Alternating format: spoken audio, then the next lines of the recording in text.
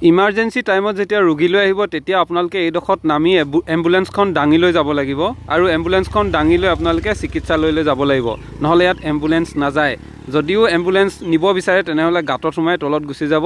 ৰোগী আৰু ৰোগীৰ মানুহৰ সৈতে সকলো তললৈ মানে কলৈ যাব হেতু আপোনালোকে গম পাইছে নিশ্চয় আৰু সেই কাৰণে তাকে এতিয়া উপস্থাপন কৰিবলৈ এইদৰে অসম জাতীয়তাবাদী যুৱ ছাত্ৰ পৰিষদ নাজিৰা আঞ্চলিক সমিতিয়ে এই বেনাৰখন পোষ্টাৰখন লগা পৰিলক্ষিত হৈছে আৰু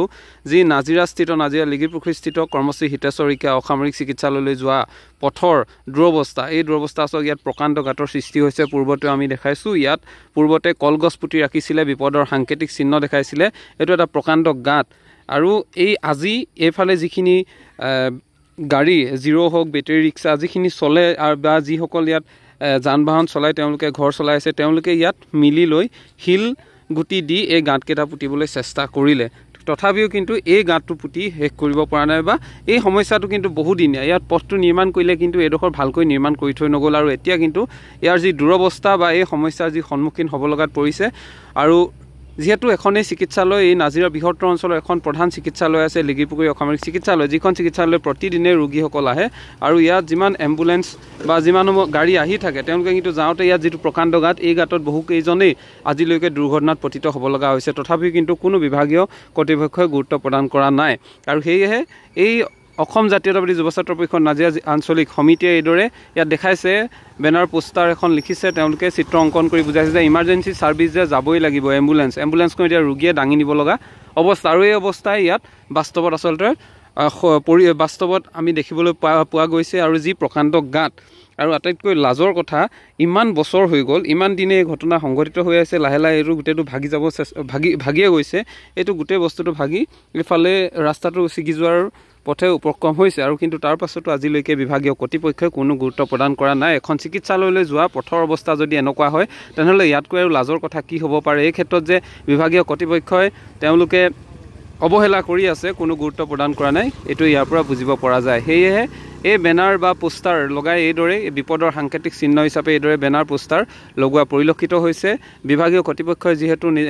তেওঁলোকে কাম নকৰে বা এইবোৰৰ ওপৰত কোনো গুৰুত্ব প্ৰদান নকৰে যেতিয়া ইয়াত মানুহ পৰি মৰিব তাৰ পাছত তেওঁলোকে লাহেকৈ কেইটামান শিলগুটি পেলোৱাৰ বাবে চেষ্টা কৰিব হয়তো আৰু তাৰ বাহিৰে তেওঁলোকে কিন্তু কোনো গুৰুত্ব প্ৰদান নকৰে আৰু এইফালে যিমানসমূহ গাড়ী ভাড়া মৰা গাড়ী যায় সেই গাড়ীসমূহে ইয়াত কিন্তু তেওঁলোকে চালকসকল মিলি ইয়াত শিল পেলাই এইখিনি ঠিক কৰা দেখিবলৈ পোৱা গৈছে অৰ্থাৎ বৰ্তমানৰ বিভাগীয় কৰ্তৃপক্ষই কিন্তু কোনো গুৰুত্ব প্ৰদান নকৰে এয়া দেখিছে এই গাঁতটো কিমান এটা ডাঙৰ গাঁত ইয়াত সকলোৱে শ্ল' কৰিব লগা হয় আৰু এইফালেতো গোটেইটো খহি গৈছে এনেকুৱা এটা পৰ্যায়লৈ গতি কৰিছে তথাপিও কিন্তু বিভাগীয় কৰ্তৃপক্ষই কোনো গুৰুত্ব প্ৰদান নকৰে আৰু এই যি ছবি অংকন কৰিছে কাৰ্টুনিষ্ট যি কাৰ্টুন এতিয়া অংকন কৰিছে ভাস্কৰজ্যোতি মহন্ত আছে আমি ভাস্কৰজ্যোতি মহন্তৰ পৰা জানিবলৈ চেষ্টা কৰিম কি ক'ব আপুনি হয় আমাৰ এখন হৈছে কৰ্মশ্ৰী হিতেশ্বৰ শইকীয়া নাজিৰা মহকুমা অসামৰিক চিকিৎসালয় আৰু এই চিকিৎসালয়খনৰ নাজিৰা সমজিলাৰ অন্তৰ্গত বিভিন্ন অঞ্চলৰ পৰা মানুহ আহে ইয়াত ৰোগী আহে চিকিৎসা কৰিবৰ কাৰণে আৰু এইটো এটা ব্যস্ততাপূৰ্ণ পথ এইটো আমাৰ চিকিৎসালয়খনত যোৱাৰ উপৰিও কেইবাখনো গাঁৱত সংযোগ কৰিছে আৰু এই পথটোৰে চাওক এটা প্ৰকাণ্ড গাঁত এই গাঁত নহয় এটা পাতালপুলিলৈ যোৱা পথ আৰু যদি আপোনাৰ যদি মানুহ স্পীডত আহে পটককৈ গাঁতটো নেদেখে ইয়াতে সোমাই তেওঁ আঘাতপ্ৰাপ্ত হ'ব কিন্তু এই গাঁতটো দেখাৰ পাছতো বিভাগীয় কৰ্তৃপক্ষ চকু নোপোৱাটো এটা মানে সঁচাকৈ এটা ৰহস্যৰ বিষয় আৰু আপুনি দেখিছে এই পথটোতে ডাঙৰ মানে বৰমূৰীয়াসকলেও অহা যোৱা কৰে কাৰণ ইয়াতে বিভিন্ন অনুষ্ঠান প্ৰতিষ্ঠান কাৰ্যসূচী তেওঁলোকেতো পথটো দেখিছে আৰু তেওঁলোকে ৰাজ্য স্বাৰ্থৰ অন্তত এই পথটো মেৰামতি কৰাটো উচিত আছিলে কিন্তু আজি এই গাঁতটো আজি বহুত দিন হৈছিলে কিন্তু আৰু আজি এটা গাঁত ইয়াৰ কাষতে এটা হ'ল আৰু কাষতে হৈ পেলাই এই ৰাস্তাটো মানে যাতায়াতৰ অহা যোৱা কৰাত যথেষ্ট অসুবিধাৰ সন্মুখীন হৈছে আৰু তেতিয়া সেই বস্তুটো কালনা কৰি এটা আমি ৰাখিছিলোঁ কাৰণ এই ৰাস্তাটো যে গাঁত থাকে এম্বুলেন্সখন যিখন জৰুৰী এম্বুলেন্স সেই এম্বুলেন্সখন 4জন মানুহে চাঙি তুলিয়ে নিব লাগিব এইফালে গতিকে আমি সেই বস্তুটো ইয়াত উপস্থাপন কৰিছোঁ আৰু আজি এই গাঁতটো আপোনাৰ ইয়াৰে যিখন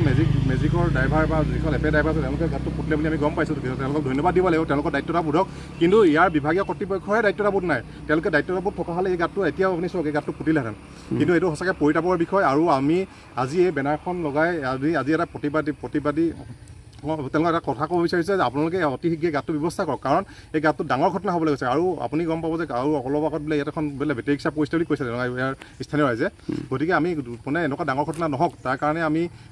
প্ৰশাসন তথা বিভাগীয় কৰ্তৃপক্ষক অনুৰোধে জনাইছোঁ তেওঁলোকে আহি পেলাই ব্যৱস্থাটো কৰক আৰু এটা কথা মই মানে এটা কথা ক'ব লাগিছে কাৰণ আমাৰ তেওঁলোকে এটা কাৰণে কৰা নাই ইয়াত সম্ভৱ মানুহ যেতিয়া আহত হ'ব বা আঘাতপ্ৰাপ্ত হ'ব তেতিয়া চাগে সম্ভৱ ওচৰতে হস্পিটেলখন আছে হস্পিটেল চাগে চিকিৎসা ব্যৱস্থাটো মানে আছে কাৰণে চাগে তেওঁলোকে এই ব্যৱস্থাটো কৰা নাই নি সম্ভৱ হয় ঠিক আছে আমি এইটোৱে অনুভৱ কৰিছোঁ যদিহে এইটো যদি তৎকালে ঠিক নকৰে যিটো এতিয়া PWD বিভাগ আছে বা প্ৰশাসনৰ বিভাগ মুৰব্বীসকল তেওঁলোকক আমি এই বিষয়ে আমি এই ভিডিঅ'ৰ দ্বাৰা অৱগত কৰিছোঁ তাৰ পাছতো যদি আপোনালোকে কোনো ধৰণৰ গুৰুত্ব প্ৰদান নকৰে তেনেহ'লে উপায়ন্ত হৈ আমি আপোনালোকৰ ওপৰতো বাতৰি পৰিৱেশন কৰিব লাগিব কাৰণ বৰ্তমান সময়ত আমি বিভিন্ন ঠাইত এনেকুৱা ধৰণৰ সমস্যা দেখিছোঁ যি সমস্যাসমূহ কিন্তু আপোনালোকে আওকাণ কৰি আছে আৰু আওকাণ কৰি থকাটো কিন্তু আপোনালোকৰ যি কৰ্মৰ দায়বদ্ধতা সেই দায়বদ্ধতাৰ ভিতৰত যেন আপোনালোকৰ পৰা নাই বা আপোনালোকে দায়বদ্ধভাৱে কাম কৰা নাই এনেকুৱা যেন অনুভৱ হৈছে সেয়েহে আমি সমালোচনা কৰিবলৈ বাধ্য হৈছোঁ আৰু এই সমস্যাবোৰ যাতে কোনো মানুহ বিপদত নপৰক আমি তাকেই কামনা কৰিছোঁ আৰু সেয়ে এই ক্ষেত্ৰত আপোনালোকে যৎপৰোনাস্তি চেষ্টা কৰি সোনকালেই ঠিক কৰাৰ ক্ষেত্ৰত গুৰুত্ব প্ৰদান কৰিব বুলি আশা কৰিলোঁ আৰু যদিহে নকৰে তেনেহ'লে অনাগত সময়ত আপোনালোকে নিশ্চয় ইয়াত যদি কোনোবা এক্সিডেণ্ট বা দুৰ্ঘটনা হ'বলৈ হয় তাৰ দায়ী কিন্তু আপোনালোকেই হ'ব ধন্যবাদ